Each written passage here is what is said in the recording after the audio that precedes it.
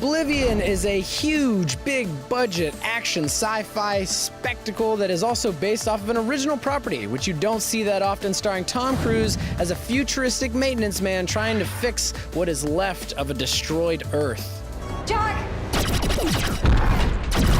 This was the second time I've seen Oblivion, and I have to say, the second time I watched it, I was able to appreciate it more for its finer points rather than the problems I had with it. My main problem with the movie is that it doesn't truly decide what it is at times, and when it gets into its sci-fi story, it becomes muddled, and it's a very weird thing that I've seen a few times in films, where you feel like a movie that is over-explained, yet doesn't make sense. But also, it's long.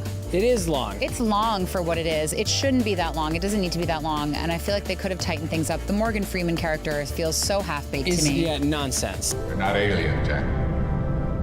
We're human. The really slow parts of this movie, Yeah, they're beautiful. they're beautiful, and they're the parts that really intrigue me because it's what I haven't seen before. Yeah. The director, Joseph Kosinski, made a choice with this movie, which I think was like his impetus for the entire idea, which was, why does the post-apocalyptic future always have to be dark? Why is it always night? It's like, I want to make one of these movies where it is daylight, it is bright, the natural beauty of Earth is still there, even through the ruins. Yeah, that and was that's cool. amazing. He clearly has an incredible visual eye. The movie is stunning. It looks beautiful.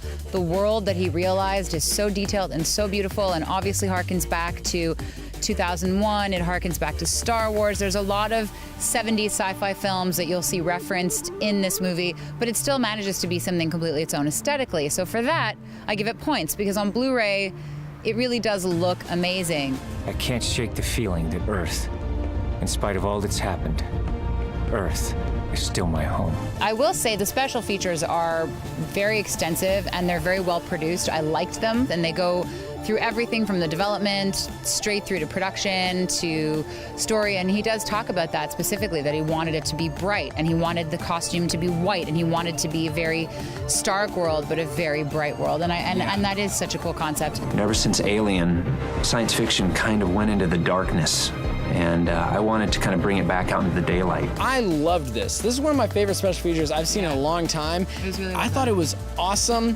It was so detailed, and I've said this several times. I feel like this is kind of like my like lasting kind of note on all reviews. When you get a chance to watch a Blu-ray of a Tom Cruise movie, you have to do it. No one does action like Tom Cruise. He's the best. Yeah. He's insane. He does stuff no one else does. And he does it crashes all. a motorcycle in the special features, and you're like, he just pops back up, and you're watching it, you're like, if I was the director, I would have just like peed my pants and passed out. For Tom, he never wants to hand something off to a stuntman. I mean, he has the skills to do that. I think he's the embodiment of entertaining, and I think he adds that to Oblivion. I think the movie looks beautiful. The special features or documentary, however you want to slice it, the 5 chapters of this documentary are incredible to watch.